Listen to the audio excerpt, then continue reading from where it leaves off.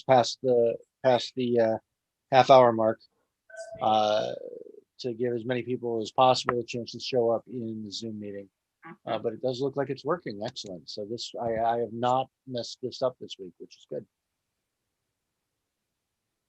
So everybody be patient. We're going to give it a couple minutes past half past the hour. It's 7:29 Eastern time, which I guess that makes it 4:29 Pacific time. So we'll give it till maybe 7:34, 7:33, somewhere in there. Get as many people in the room as possible. So we are live, but we're not actually doing anything yet. So be patient. This is one of those things where I just have to say that every about 10 seconds because people are going to start tuning in, and I don't want them to tune back out. So I can turn my camera on. The other thing is Zoom has changed how this works, so it's still replacing the video with the speaker rather than tiling the pinned videos. So yay for technology changing underneath us. All right, I have half past. We've got Zoom participation. Click it up. Give everybody another couple of minutes before we start.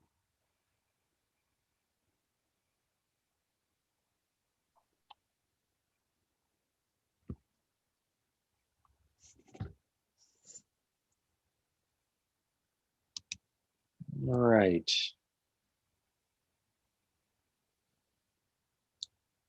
Give that participation a couple more seconds to click up a bit. So if you're just joining us, we haven't started yet. We did start the stream early because we had problems with it last week, so I wanted to make sure that it was working. So everybody be patient. We're going to start here in a minute or so. Give actual registrants an opportunity to join the Zoom meeting.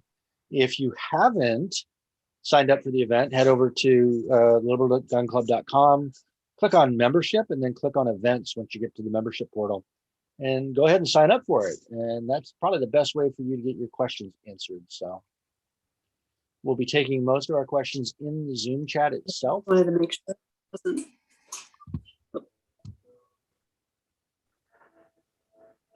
All right, give it another 30 seconds or so. Yeah, we'll be taking most of our questions in the Zoom chat itself. So now's a good time to go ahead, rush over to that website and register for the event, and then log into the Zoom because there's still plenty of room. Looks like we'll probably get into, I don't know, maybe halfway through the number of people that we can have in a Zoom at this rate. We'll see. Our panels tend to be more popular. All right, I have 7:32. Panelists, you want to wait one more minute, let more folks join, or are we ready to rock? Either way. I'm good with either. You know, Zoom has an automatic extra 5 minutes before any meeting starts. Yeah, but we're currently live streaming, so everybody's bored. Gotcha. Everybody's bored watching us do nothing. Tell a story, Ed. I have been telling a story. That's what I've been doing this whole time. Ed's ring lights are showing up in. All right, Let's hear about the defender of the realm. Yeah. I'll tell that story later. Okay, I think we can go ahead and start this. I want to welcome everybody back. It's Tuesday, so that means it's time for social distance learning. And tonight is another panel. We did a panel like this back at the national meeting in August of last year, where we brought in folks who have had experience lobbying on their state capitals and had experience advising people who are about to lobby on their state capitals. And given our recent mailing out to membership, it seemed like a good time to revisit the whole issue because local action is going to be the work, right? People keep saying we need to do the real work. This is the real work.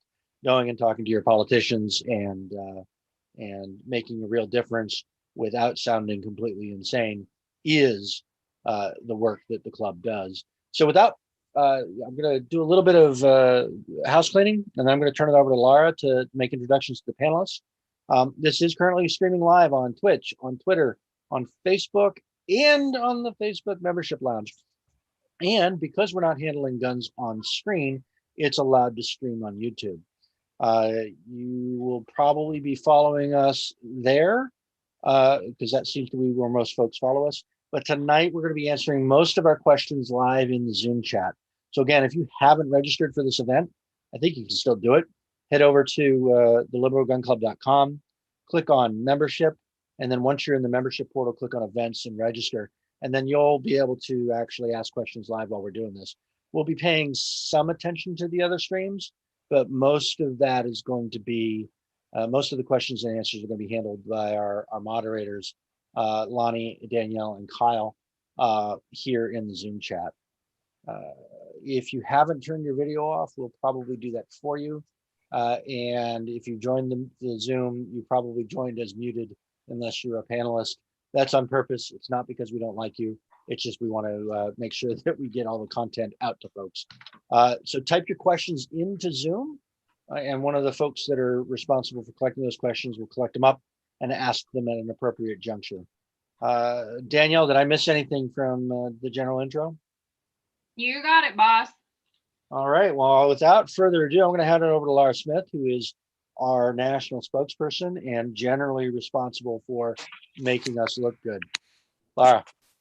I'm Lara Smith. I've been the national spokesperson now for a couple of years, and my other job, I'm one of the national VPs for the club, and basically I'm the communications person for the club. And then I'm also joined by David and Deb. They're two of our members in Virginia, and they have done a lot of meeting with their state representatives and have done an amazing job representing the club there. And tonight we're going to talk to you guys a little bit about the postcards that went out, how to represent the club in a small little postcard like that, and also what does talking to your reps mean and how do you do it, what to do and what not to do. So without further ado, I'm going to let Deb introduce herself and then David. So I'm Deb Yamanaka. I've been a member of the Liberal Gun Club for about 8 years now. I actually found it when I said to myself, I can't be the only liberal who owns guns. And I'm actually fairly new to gun ownership at 9 years. But I was a liberal woman much, much longer than that, and probably more liberal than most liberals, I would say. So, and I got involved in lobbying and advocating inside of Virginia for myself as a gun owner when I began to see gun regulations being passed that inherently are harmful to marginalized populations. And I sort of stood up and said, this has got to not happen. And that's all I've got really to say. We've been doing it a while. I'm David Mayersummer. I've been a member of LGC, I think, for about three and a half years prior to that, and finding really my home in terms of a community of gun owners who share my values. I had previously been involved a little bit with some state level efforts when I used to live in Maryland and in Virginia, and it never seemed to be the right way until seeing how we do it here. I got involved in part because it's a basic and fundamental right, and if we want to protect it, we need to be able to explain who we are and how to better solve negative problems in society that get wrongly attributed to the existence of firearms. And just for everybody who doesn't know my background, I live in California, and I'm pretty involved with the gun world in general because of kind of the press and that kind of thing that I do. And as a result of that, I've been invited several times by various organizations to go up to the California State House and testify about bills there, various different types of bills. And we'll talk about those in a minute. And then the other thing that I've done is I used to be part of the DC Project, which started as a nonpartisan group going to DC to put essentially a different light on gun owners. That group has now changed. I'm no longer a member of it, but it was a really great experience because I learned a lot about how do you reach out to your representative? What do you say? What gets an interview? What gets you in the door? And so we're going to talk to you about that. But I think kind of the first thing we want to talk about is the postcards. We all got postcards. They're blank. And the purpose of these, with the letter that came with them, was for everybody to be able to send them out to the rep that you think is most important for the first one. And there's more available. If you guys want more, you can order them out of the store. We have them. They're printed up. They're ready to go. We'll send them to you.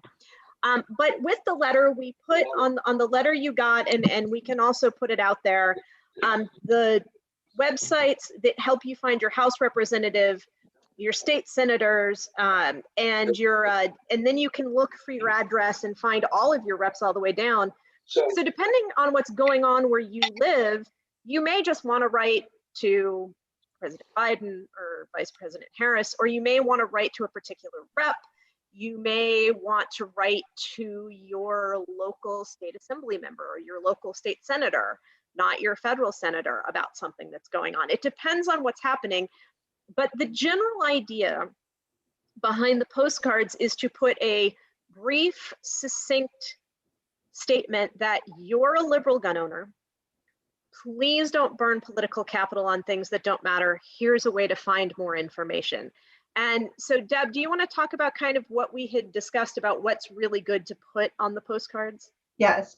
So the standard, write this does not work on a postcard. Here are the things that your representatives want to know. So you start your postcard with, I am your constituent.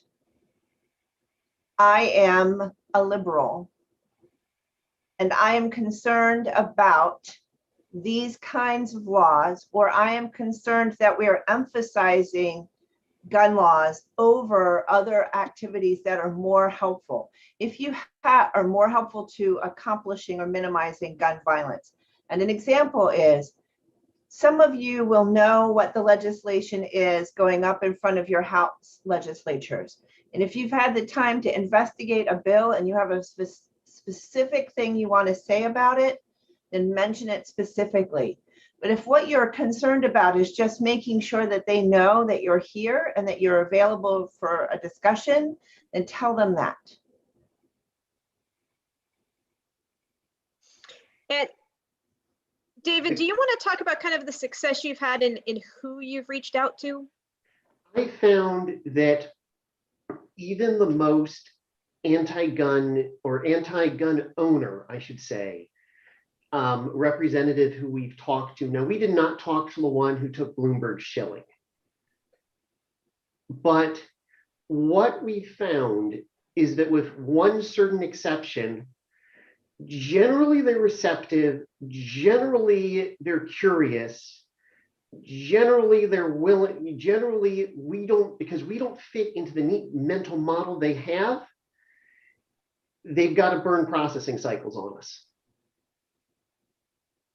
Yeah, they're interested in hearing from us because we're different. Yeah. And that opens up space for conversation. Yeah, I think that's really important, is to talk about the fact that, so I just had a meeting with a state level rep in Maryland with one of our members. And what she said echoes what I heard at the federal level, which is, I've never had a liberal gun owner come talk to me about guns in a positive way. I didn't even know you were my constituent.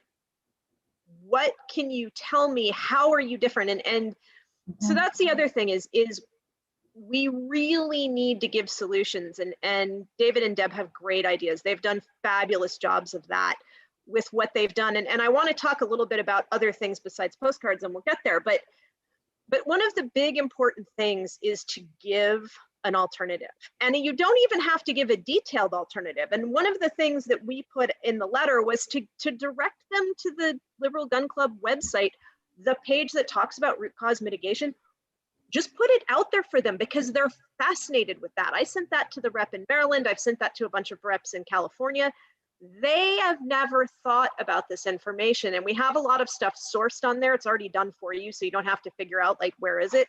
The other thing is that if you don't know something, if you get into a conversation, you can always go back. Like, it's not a one-time deal, but for these little brief postcards, Give them an alternative. It's really great. Here's some information for you.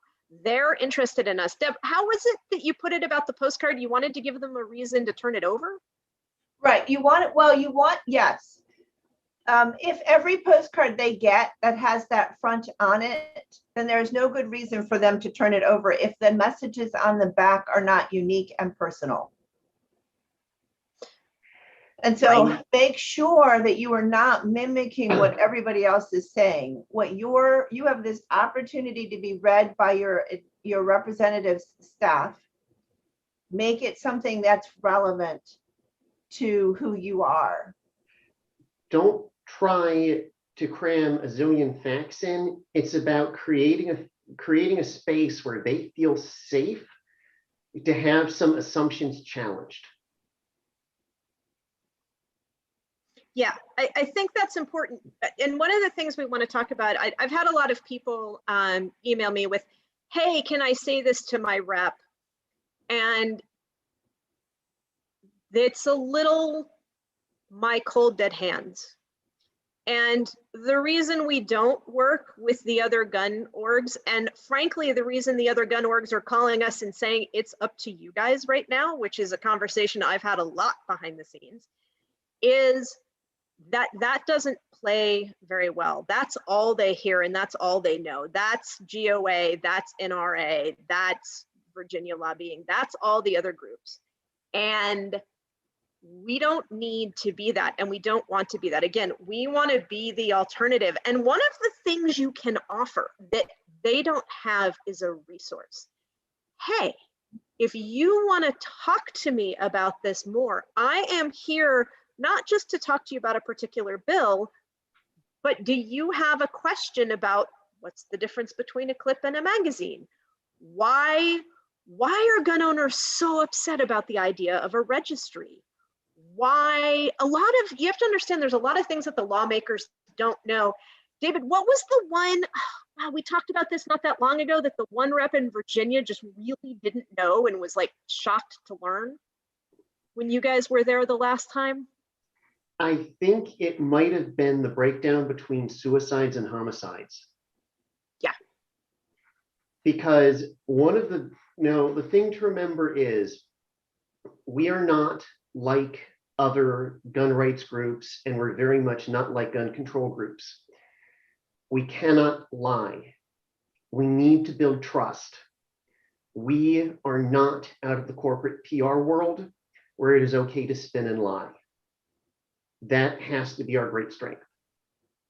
Yeah, I mean, I don't know if you all saw the blog post that I did, I think last week.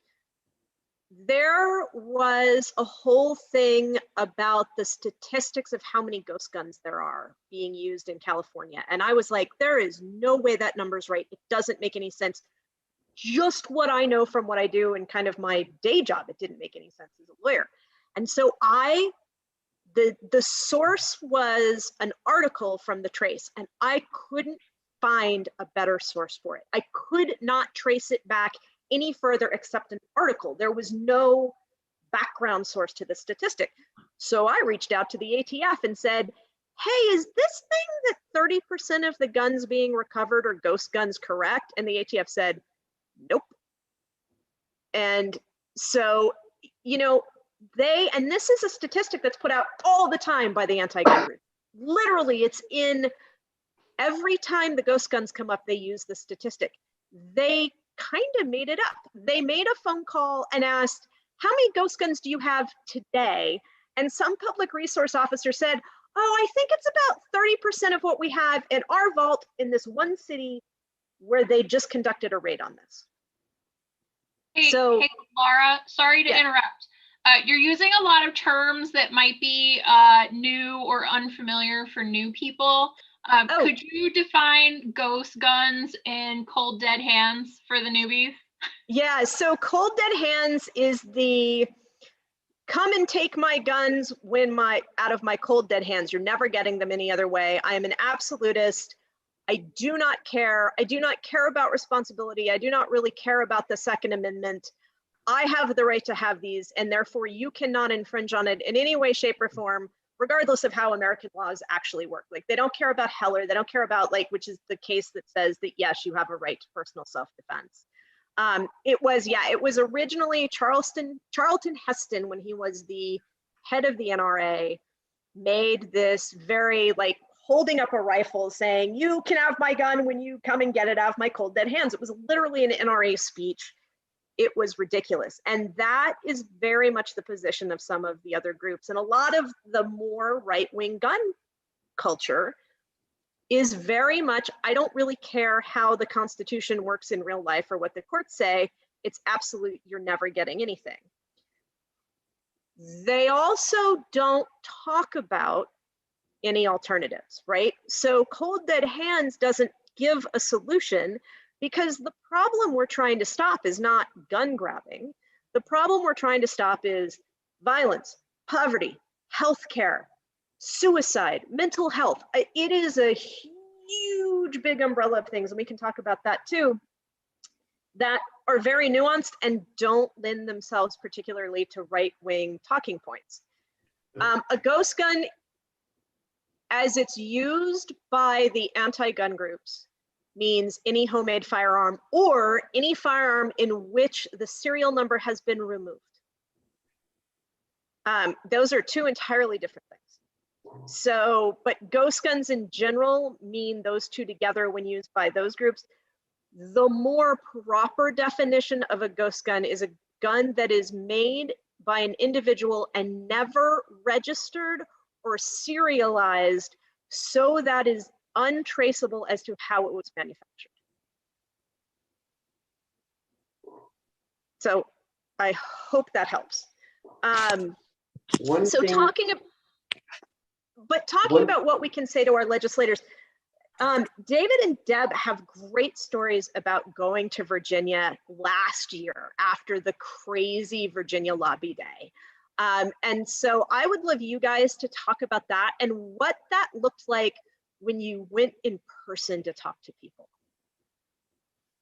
So I will go first, because that was a moment, just to give you 2 seconds of background prior to that. So I was very active in organizing the Women's March on the 21st of, that was held on the 21st of January in 2017. So my political activism really kind of started there.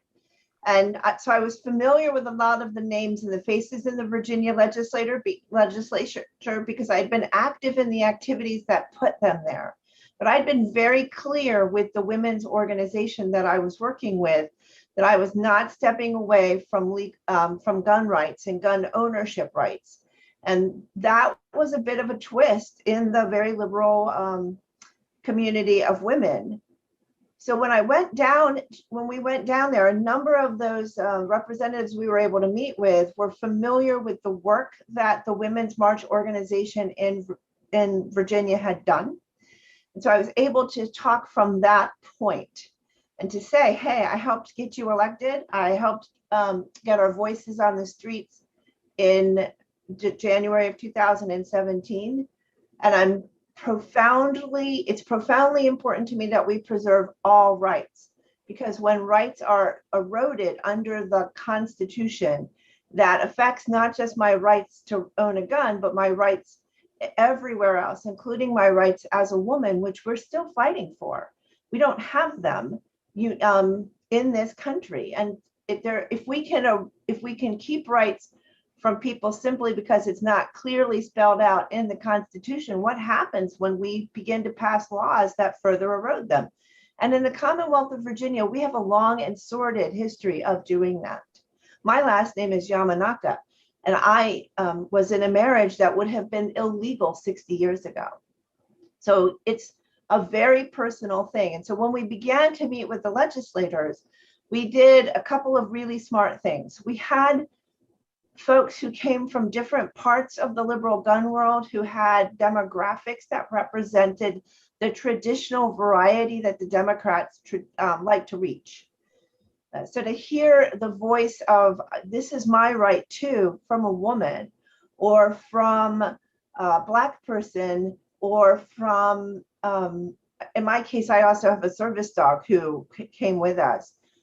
I think, had a more powerful story than a story as we tried to reach the individual representatives. Being told by people who were dressed in classic tactical gear and sort of beating on their chest and in a very threatening way. So that was a big lesson learned for us, was the importance of cross-cultural representation in our meetings with the representatives. And we did a fair bit of it. Dave can speak more eloquently than I can, though, to the research that was done prior to our going down there, and also to the work that was done in actually setting up the meetings. So I got a couple stories that I'd like to tell. The first one, we had a representative, chief of staff, and she was absolutely terrified on the BCDL lobby day. And I think that she wasn't there because thankfully that just about everything closed in downtown Richmond. I mean, there were only 20,000 or so persons who showed up with "Don't Tread on Me" flags and tactical gear, and wanted to try to intimidate the legislature. We're still dealing with the fallout from that. Mm-hmm. What she did was, she was African-American woman, one of our members, African-American, who's very involved in National African-American Firearms Owners Association. And he was able to establish rapport with her brilliantly. And that made a huge amount of difference. We had another representative who, African-American, same thing happened. I think it also helped that his chief of staff is a little bit to the left of us and remarkably aligned with us politically. And the chief of staff reached out to me this year about some legislation. It turned out that the proposed amendments were so awful that he didn't even bother, and he just gave them a thumbs down. In terms of the research, I have a document. I can share it with anyone who wants it. It's a living document. It's a little rough around the edges. If there's somebody who wants to make it pretty, please let me know. I will turn it over to you. I've slowly tried to reorganize it, but it's all sorts of resources from the internet that are intended to respond to common questions and to build a case and to provide the evidence for the case that the social ills that show up as suicide and homicide and intimidation and domestic violence, they're not about guns. It's just as firearms are misused. And if we stick to that message that there are certain root causes, that makes a difference, and that changes the discussion, and that changes the mental model, and it gets us on the same side of the table. The right-wing gun rights groups, what they like to do, by refusing to provide alternatives, they are ceding the floor. They are ceding the discussion. Gun control groups, big weakness is that when you start taking a look at the data and you start taking a look at the issues, their case falls apart. And making it complicated helps that happen. Right. It's a very difficult thing to hold the ground when a person is standing in front of you arguing that the money spent on gun enforcement, gun legislation enforcement, could be better served feeding every child and having a much better outcome from feeding every child than from removing guns unnecessarily from the lawful possession of Americans. And we make that statement often. We talk an awful lot about the fact that 45% of those incarcerated in jails, male prisons, are minorities, members of minority groups, and that because of the way our gun laws work today, they are more likely to be rejected for gun ownership than a white person, a white man in particular, is. And so there's inherent racism in almost all of the legislation that gets put forth in Virginia. And we take the time to point it out. We take the time to show individuals and legislators how well, and I'm going to be frank, where the racism in the Democratic Party is, because it's there. It's just not something we like to acknowledge, and we have to be bold enough to do that. One of the things I talk about a lot when I talk to people, and one of the things that I do is that I have conversations with people before legislation is even on the table, to talk about, if we wrote this legislation, what would you approve and what would you not? I've worked on 2 different things at both the state and the federal level this year there. And one of the things I've talked about to both people who were Democratic strategists, fairly high level, and frankly, the people who are really going to influence the legislation a lot before it even comes out, was how much things are used as sentencing enhancements for brown boys. Things like, yes, it sounds like magazine capacity would limit harm. But again, so we talk about, then when I talk about that, I talk about the statistics that about homicides versus suicides. And of course, magazine capacity matters not at all in a suicide situation. And that when they are implemented, the effective rate is 0. The effective turn-in rate everywhere that this has been implemented is 0. I believe the turn-in rate in California was 3, literally 3. And so it is so small that it never happens. And what these laws get used for unintentionally is sentencing enhancement for young men of color who are picked up by the police. They have never heard this before. Nobody ever talks about this because the gun right groups say, look, this is this emotional argument. If they have less bullets, they'll hurt less people, which no. And on the other side, all they hear is cold dead hands. You just simply can't do this under the Second Amendment, which technically is actually questionable. The better argument on magazine capacity is you can't do it under a whole bunch of different constitutional provisions because of preemption and a whole bunch of other things that I won't get into because it's really complicated. So there's things that we talk about. So talking about like, what would we be willing to do? We talk about how we don't like, so another thing we talk about, and Deb and David can talk about this too, we talk about red flag laws and what are the problems with red flag laws. And the problems with red flag laws is that they just cost more money and they don't work and they take firearms from law-abiding citizens, right? But in almost every state that has a red flag law, they already have a law in the books that should do what the red flag law really needs to do, which is get treatment for somebody who's having a mental health crisis. And more importantly, it's a catch-all that's used in, it's vague, it's a catch-all. I'm not a lawyer. I don't play one on TV or on the internet. We have one here, but I would not be surprised if the attack route on red flag laws is going to be vagueness. Yeah, it depends on the state and how they're written, but there's a lot of attack laws on them. I mean, depending on the state, it's vagueness, it's due process, it's a whole bunch of things. But I know you guys have talked in Virginia about yours was really bad. Well, wasn't there an amendment to yours that was really terrible that was suggested this year? There was. I think we managed to get the worst of the language from the red flag law removed. Our concern was that there was no mechanism for a person who had had their firearms taken under a red flag accusation.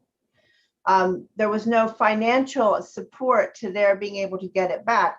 And there was originally no mechanism to essentially punish a person who had fraudulently reported another person. Divorce cases are a great example where there's a breakup and one person is angry at the other person and, you know, claims that there's a threat and then their guns are taken away. And we see this fairly often across the country where there are red flag laws. So how do you, one, prevent that from happening because there's a dispute going on in which people are being bad to each other? And how do you address this when a person makes this claim because they're being cruel and cost the individual they make it against money they cannot afford to pay. It's classism. It is Because for me, I'm very fortunate. If I was in that situation and wrongly accused, I could take the next day off of work. I could have a lawyer by the end of that day. I could have an appointment with a forensic psychologist by the end of the next day. And oh, sure, I figure that a defense against a red flag accusation is, and I'm not a lawyer, I'm not an expert, but I know how much expert witnesses cost. I would be shocked if you could do it properly for under $10,000. Yeah. And that money's gone. And if I can, and if, hypothetically, if I'm proving that the other party lied, the best I can do is then pursue them in civil court and try to squeeze it out of them there. And that's just ugly. And there should be a specific, and again, we've asked for it, is a specific mechanism where it's beyond a reasonable doubt, unfounded and impossible. And that there be legal defense funds for those who have been impacted by red flag laws, so that they have the opportunity for fair representation. So Laura, I don't know how many more questions you had for the panel as a whole, but I can see flitting across my screen a lot of questions, and we're at 5 past the hour. Yeah, I have one more that I want to talk to you guys about, and I want to talk about quickly, and that is, who do you contact and how do you do it at the beginning if you're reaching out, other than a postcard, if you want to go talk to somebody? And I'm going to let you guys talk about it at the state level, then I'll talk about what it looked like in my state and at a federal level. So I am not eloquent on the how of this, because it has managed to happen with a couple of our folks.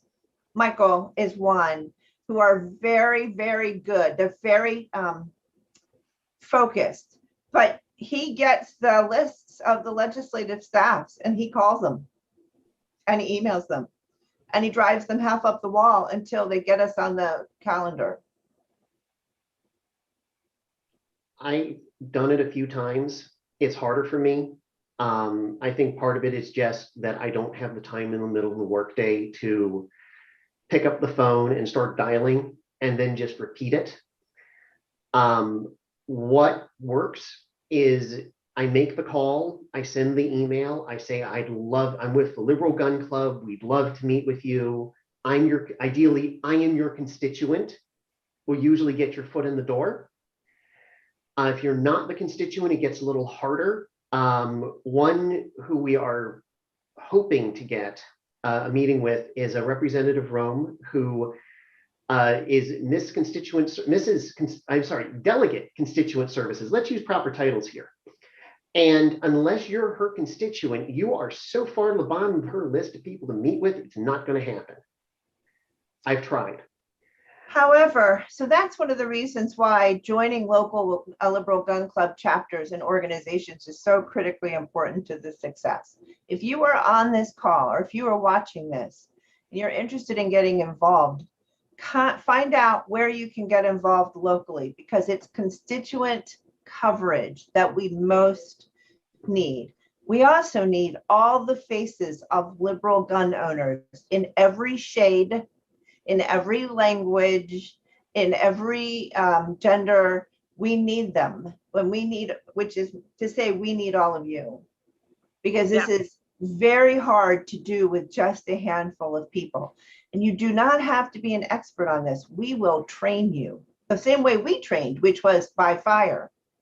Yeah, and I can tell you what works on a federal level, which is sending multiple emails. It's very, very easy. If you want to talk to your federal rep, they will talk to you. They're really, one of the things to remember is that you are interesting. It's wild. And they are really interested that we exist. And they are willing to hear what we have to say.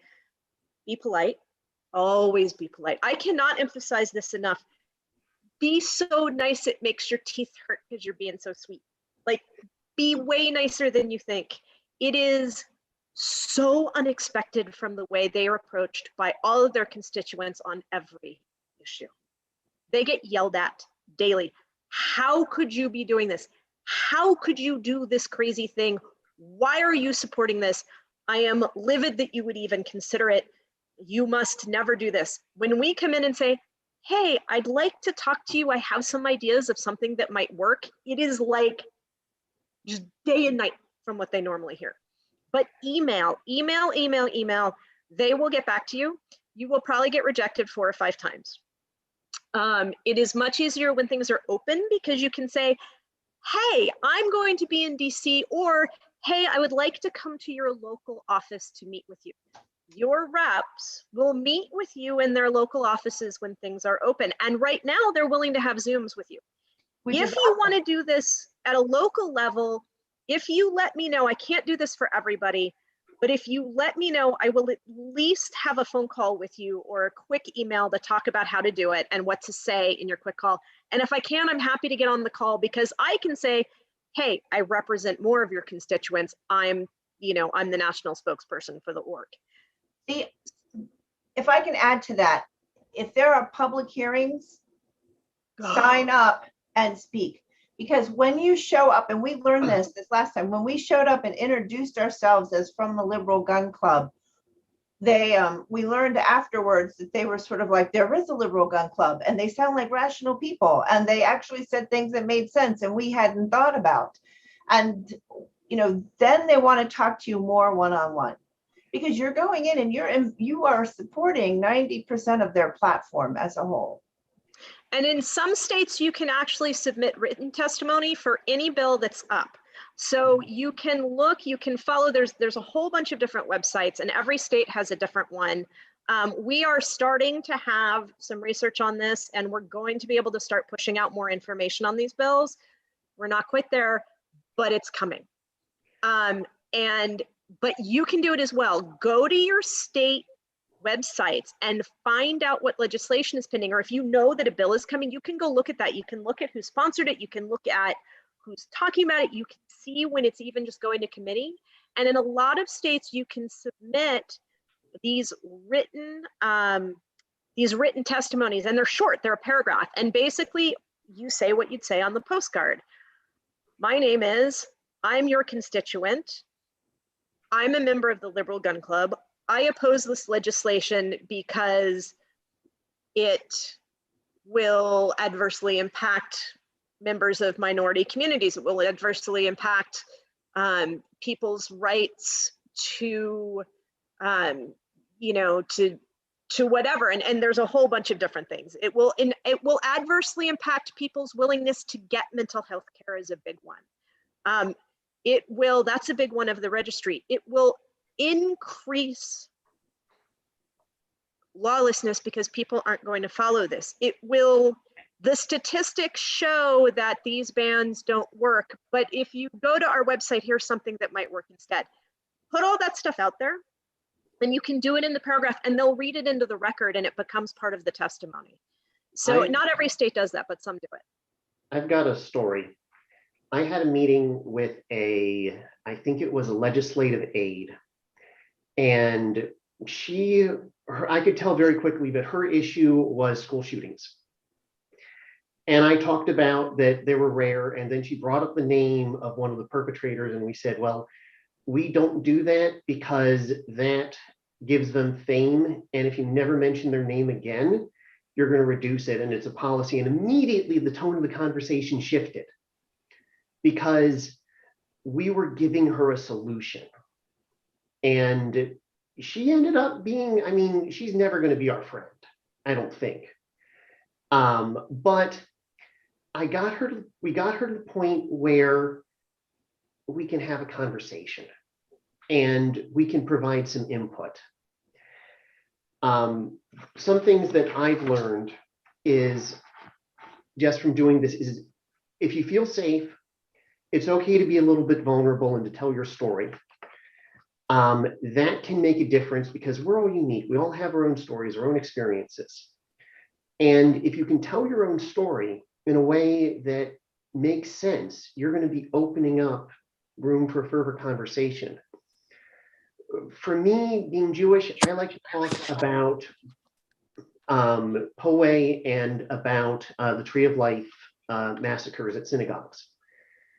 And it's kind of complicated from a firearms perspective. I'm not going to go into it here because it's, like I said, I don't want to burn the time. But by doing that, I'm able to get a certain amount of credibility. Same thing if you were in an abusive relationship, if you're a member of a minority, if you, for professional reasons, have an elevated threat profile, so forth and so on. That I found really helps to humanize us and not be just a cardboard cutout gun rights supporter. Yeah, I think that's a great place to open it up for questions, because I think that really covers a lot of it. So Danielle and Lonnie, you want to give us some of the questions? So there's been a lot of discussion about the racism that is inherently included in the bills as they're being written. So one of the questions was, how do you address that aspect in a bill when it's written by an African-American legislator, like HR 127? Deb, go ahead. Take that, Lara. So there are a couple of things. There are different reasons why individuals introduce bills. Some of it is because they have been directly impacted by gun-related violence. We see that in some parts of Virginia where the legislators and the representatives are coming out of communities which have been impacted by violence. And those are almost always despair acts. And so, to be fair about the fact that these communities are more often than not underfunded, that they have experiences with non-gun related violence as well as gun related violence, is an important thing to bring into the conversation. The second thing, and we need to be honest about this, is something called virtue signaling. And some lawmakers, particularly those lawmakers who have campaign finance promises to return, will introduce gun legislation as part of the platforms that they promised to do when placed into office by big money organizations. And there are big money organizations. This is the one time where you can nicely do it, but it's, you call them out on virtue signaling, doing something that appears to be virtuous, but in fact is not virtuous, and explain why it's not virtuous. We have to acknowledge in the liberal community the existence of legislation that is coming through that is essentially being bought and paid for. One thing which I would do, and I believe, because I've been trying to follow the conversation in chat, I believe this is Representative Jackson Lee's HB 127 or HR 127. HR. That one, I'm not in her district. I haven't made a close study. I believe what you would want to do is try to set up a meeting for a couple of Texas LGCers who live in her district, including people who will have experience that can speak to her own, and just talk with her staff, humanize liberal gun owners, and it's going to make that legislative push for that and similar legislation that much heavier. We want the legislators and we want her to be successful in reducing the gun related violence and the violence as a whole in her communities. We want them to be successful. We want more people to come out of alive at the end of the day. We want fewer people facing the business end of a firearm, and particularly unnecessarily. Right. I think Deb really hit that. We want the same solution they do. They're not going to get it with the bills they've proposed. So instead of attacking, so a bill like that, there's a million things wrong with it that don't have to do with racism. There's the ableist part of that bill is shocking. It is flatly unconstitutional and ridiculous. It's never going anywhere. That bill, the club is not so focused on simply because that bill is a trial balloon, that they're seeing how much they can get away with and what people are really upset in it to find out what to take out and what to put in further legislation. So there's that. But if you're dealing with a bill, something like that, talk about the unintended consequences of that bill. And that's where it's so important to give another solution. Hey, if what we're really looking at is driving down crime in underserved, marginalized communities, banning guns isn't going to do it. Making guns contingent on mental health really isn't going to do it because these people have no access to mental health care.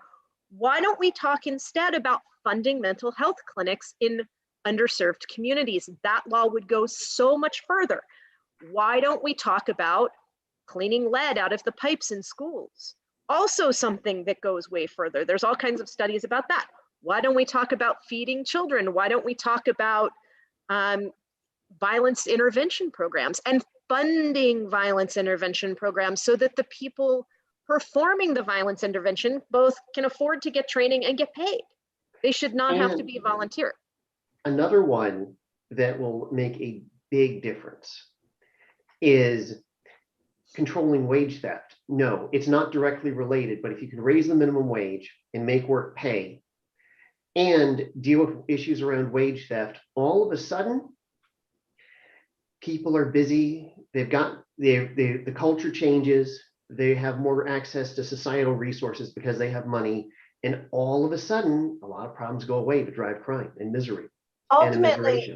Ultimately, it's economic stability, which is a huge part of deaths of despair, is when that instability is there.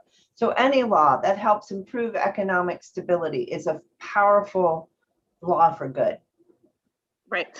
But the big thing about things like that is you're going to talk about what are the alternatives that actually help the communities, that are not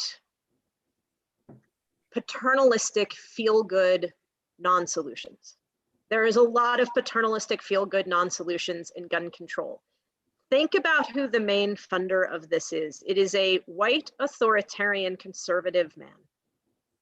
Mm-hmm. It's very paternalistic, and especially talking to women reps, that is huge because they go, whoa, because the face is Shannon Watts, but the reality is it's Bloomberg, and we all know it, and they know it. And don't feel like they're not interested in what you have to say. They are, but this is where the be nice comes in, right? This is where you can't say to them, well, it's obviously racist. You need to talk about how, and then give the solution. But this isn't, this helps. Here's what helps. And pick one. Don't go in with like the 17 I've given you, because it depends, right? But pick something and know that issue. The other thing is research. You need to go in knowing, read our root cause mitigation page a lot. And if you want to know where the background is, Eric and I can give it. We all have it. There's a million blog posts you can do. Research is really important for your particular issue. Okay, next question. I think I might have actually hit one of the other ones that was pending with that. I would like to segue into one of the other questions, because you're talking about specific scenarios and circumstances for individual areas being different. Does the LGC plan to organize local lobby days to help address that? We would love to. If you want to organize one, let me know and I'll help you do it. I am one person. You guys have to remember, we're very small and we're all volunteer. There's not a person in LGC that's forward facing that draws the salary. We're actually getting ready to get our first paid staff member to help in the background with some research and mail stuff out. That's literally going to be the only paid person in LGC. If a state level group, if one of your state groups wants to organize one, we'll help. We'll make that happen. We'll show you how to find it and how to get there and who to talk to and how to make the phone calls and give you templates. But I'm not going on a national tour. Having said that, I very much want to do a lobby day when DC reopens. just to build on what Lara said, I will be very happy to provide whatever help that I can. Also total volunteer, but I'm happy to do my small part. So feel free to reach out to me. As someone that's involved at the state level, I would say please join your state chapter. And if there isn't one, we can start one. Yep, you need 5 people. That's a whole thing. And we love state chapters, and we're really excited to have you guys start them. I am not actually the person to talk to about that. That is Eric Myers, and he will help you do that. And no, not we are happy to help you start one. Or sorry, not we will start one, but we are happy to help you start one. Yeah. Yes. So back to HR 127. One of the people who's very active in our Zoom chat right now is in the area where Sheila Jackson Lee is, and he says, "Will my postcard work even though my congresswoman has written this horrible bill?" Yes. Yes. Yes. It's even more important that you send that postcard. And if you have other liberal gun owning friends, get them to send the postcard. You are the one to send it out there. She doesn't know you exist. And look for the local NAGA chapter. Yes. Yes. I'm going to encourage every single person here and every single person watching, please join the National African American Gun Owners Association. We have really strong connections with them. They've come to lobbying things with us at a state level. They are wonderful. I think Kyle is going to post it, or Danielle will post their information. That's the other organization that you want to be involved with. They are not political one way or the other in their membership. They are single issue and very good at it. And we have a lot of cross membership. We do. Yes. Quite a lot. So that segues into our next question, which was, is the LGC going to team up with other Second Amendment organizations in regards to advocacy and lobbying?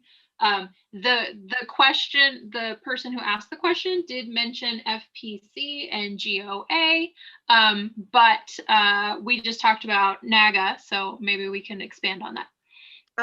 As for NAGA, yes. We have been working on that. They are in a growth phase similar to ours last year and are very focused on that, but we have been talking with their national leadership. The answer is absolutely yes. I'm going to answer a question that just popped up on my screen and I skimmed it. I know I'm not supposed to read them, but somebody asked, does NAGA really want non-African American members? Yes. I'm a member. Absolutely. Yes, I'm a member. The entire leadership team of LGC is a member, are members. Absolutely, yes. They love the support. Go out so that they are not doing the emotional labor. Yes, absolutely, yes. So they absolutely want non-African American members. As for other organizations, it depends. Might I take a stab at this, Lara? Or do you want to finish the it depends? I'm going to take the it depends because it depends on the organization and what the involvement is. I have personal relationships with people at many of the organizations. I know that some of the organizations are absolutely not interested in working with us on any forward-facing way. Or if they want to work with us, they want us to become them. And we do not exist for the conservative gun world to approve of. Right. More than that. Where Lara leaves off and I pick up is this. I will absolutely teach any person who wants to legislate on behalf of good gun legislation or gun rights. I will teach them how not to make my path more complicated. Yes. Thank you. So we do an awful lot of cleanup, and if we could do less clean up just because we have good conversations with them about the things that make sense and work, I'm all in. Yeah. Last year, lobby day, I saw Philip Van Cleve, who's the head of VCDL, Virginia Citizens Defense League. They grew out of, I'm not remembering the name of the gun rights org, but they're pretty hard right. I gave him some of our materials. I said hi. He said hi to me. We went our separate ways. 2 weeks later, he tweets, "Where are all the liberal gun owners in this?" And I posted that in the DMV chapter. And yeah, there's an issue. If he wants, if he had on the other hand had said, I was thrilled to see LGC. There might be a basis for a relationship. I would still be open to one if they're willing to if they're willing to change their ways. Okay, so this is a great way to be divisive in the gun rights world, and I'm not for that. So there is a difference between partnering up and finding ways to be effective mutually without having to be the same organization. And so, understand that we're going to attempt to educate folks who have a different approach to how we maintain our rights. It doesn't change the fact that we can still help them understand where they are making it harder on themselves and where they are making it harder for other gun owners. Yeah, I talk about this a lot when I do press, that it would be so much easier if the gun world stopped own goaling themselves. And I talk about that a lot, but I have very good personal working relationships with many, many people in these organizations in the background. And so to that end, yes, we work with them in not forward-facing ways. But one of the other problems we have is because of the very self-destructive things that some of these organizations have done in the past, and some are trying to get better. The minute you agree or show up with them, you have lost all credibility. And so many times for our credibility and so that they still have the interest in us, we don't want to show up as part of them. But I will tell you that I have gone and lobbied in or testified in California because somebody I know with FPC called me and said, "Can you come to Sacramento this week? We need your voice." I haven't gone at formally their invitation, but I knew about it because of that relationship. And I have a lot of right of center gun owning friends who also will not be shown as active with the right side of gun legislation. They will not show up with VCDL, for example. Right. Yeah, so credibility. Right. Credibility is a huge problem. Exactly. It is not unique to liberal gun owners that we're careful about this. Many, many conservative gun owners also refuse to publicly participate. Okay. We're at an hour, but I know there was just a couple more questions we can go, maybe like another question or two if there's kind of an overarching topic. We didn't have any additional things that weren't answered in chat. There was a little bit of discussion about the Latino Rifle Association, similar to NAAGA. Do you guys have any information on that? I don't know anybody with them. If anybody does, reach out to me. I'd love to have some national contacts with them. So far as I know, they've been pretty positive. I only know them by reputation and by what they've written, and they seem to be a group that I'm genuinely hoping build a really good, strong, positive relationship with. So before we go, I'd like to make one more plug, and this is specifically for those of you who are female or who identify as female. Lara talks a lot about entering NICE, and I absolutely agree. enter with an attempt to find a place where you can meet, where there's a meeting of the minds and you can work together. But you can also expect, at least as a woman, to find some patronizing and misogynistic attitudes. I mean, I am in Virginia, and white democracy, white male democracy is a thing of a whole new place. And do not hesitate. I say this as an ardent feminist. Do not hesitate to hold your ground. Do not hesitate to exercise your right to speak as your own self. And do not hesitate to let them know when they are being patronizing. Yeah, I think Deb had that happen, and that Absolutely. is exactly I'm still what I do. Deb, I think I was with you at the time, and I'm still upset with him about it. With me? No, not with No, you, with with him, the guy who did that. I to you. handled him fine, but Yes. you have to be very confident in your own right to speak your mind. And it is a tool that certain, particularly in the South, white male Democratic legislators will do. They will absolutely, well, little girl, you just let me take care of you for you. Oh yeah, I mean, the fascination of women who shoot guns with men is there is a whole really icky part of that too. Yep. Deb and I and probably Sarah Hopman could probably do an entire one of these on advocacy as a woman. It's Yep. its own issue. Yeah. That said, having women in the room and other non-traditional gun owners who don't look like traditional gun owners adds so much to the conversation. And I am so grateful to every woman who's shown up, to every member of the National African American Gun Owners Association, and to everybody who doesn't look like a middle-aged white man. Yeah. Because you're able to tell stories that I'm borderline middle-aged white man, and you're able to tell stories that I can't in ways that I can't. And it's a team effort. It's that simple. Mm-hmm. Yeah, and the club really appreciates it. And the fact that you guys are here and are listening and want to do this and are interested in that we're doing this and that you guys want to get involved on your level, let us know. And let us know if, hey, I want to organize a postcard writing party. What should we say? What should we write about? Hey, there is this weird little blurb in some legislation at my state level that I don't think anybody realizes is out there.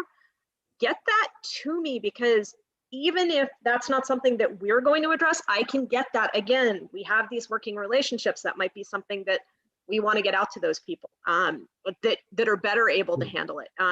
Especially things that are maybe adjacent to gun rights, but not so specifically gun rights. Happy to do that. But yeah, the club really appreciates all the work, but this is definitely going to be a team effort. I cannot tell you the number of people in the gun world who have said to us, you're up, you're it. The next 4 years is about you guys. Good luck. And, you know, so the more help we can get, we appreciate it. We feel like we've covered it for the night. I know that we could talk about this for hours and probably will. If folks want to jump on the Discord, but you guys done? Because I don't want to jump in because there's a reason I don't come on screen during these panels because I'm not. Right? No, I think we're done. I mean, I think we covered most of it. I really and a special thanks to Deb and David for taking their night to do this. Well, Deb And feel and free to David, reach you out. guys are stars, and next time we'll try to drag Richard from Oregon into the 21st century and make him appear on a Zoom chat. Well, and I also encourage folks to invite Brian Robinson, who has been a great pleasure for me to be able to work with because he's such a powerful personal story in talking about his. We've abused our relationship with Brian several times. He's come on our panels. He's come on our panels a number of times. So Yeah. I try not, I Isn't don't he want to on keep right going back now? to the same well. I believe so. Yeah, he's here. Brian is here and he's been very active in the chat, and I wanted to thank him for that. Also, if anybody's interested in continuing the conversation, we do adjourn after the Zoom closes and go to Discord and talk more there. Kyle has linked the Discord link in the chat multiple times. Happy to have new faces join. When you do join in Discord, please hit up one of the admins or moderators with your membership ID so we can get you added to the server for full access. Yes, please do not have it be me because I'm going to take a couple of minutes to hop on there. So somebody else, there's many alternatives. There are plenty of folks, and I'm going to have to jump from this call onto an education call with our education director because he apparently has some cool news for me. So hopefully I'll have more for that later. Danny, what do we got next week? Next week, we're going to resume with the Make It All Safe, where Scott is going to drag all the guns out and show us how to make all of them safe as a bigger primer to our Make It Safe videos that we have on YouTube available. The week after that, we're going to be talking about the Ruger 1022, the classic everybody should own one gun. And then I am currently recruiting for a couple of panels. I am interested in getting a perspective from the LGBTQ plus community and also new gun owners. And when we say new, we mean like within the last year, people who have purchased their first gun in the last year.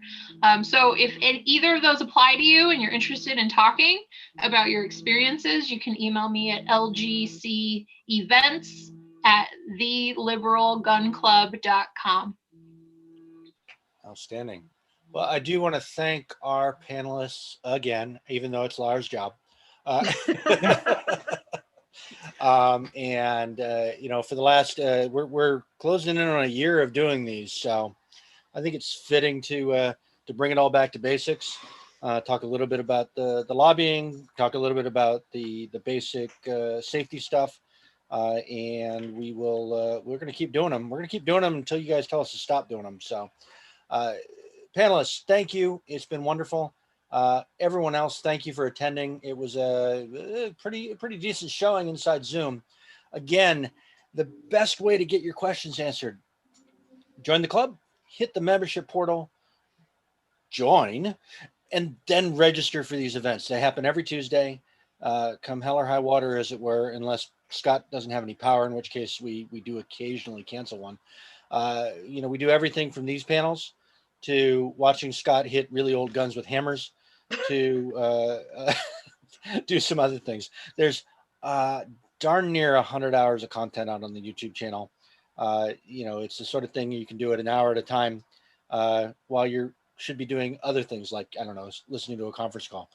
On that note, folks, we'll see you next week and we'll see everybody else in Discord. And thanks again. I'm going to stop the stream.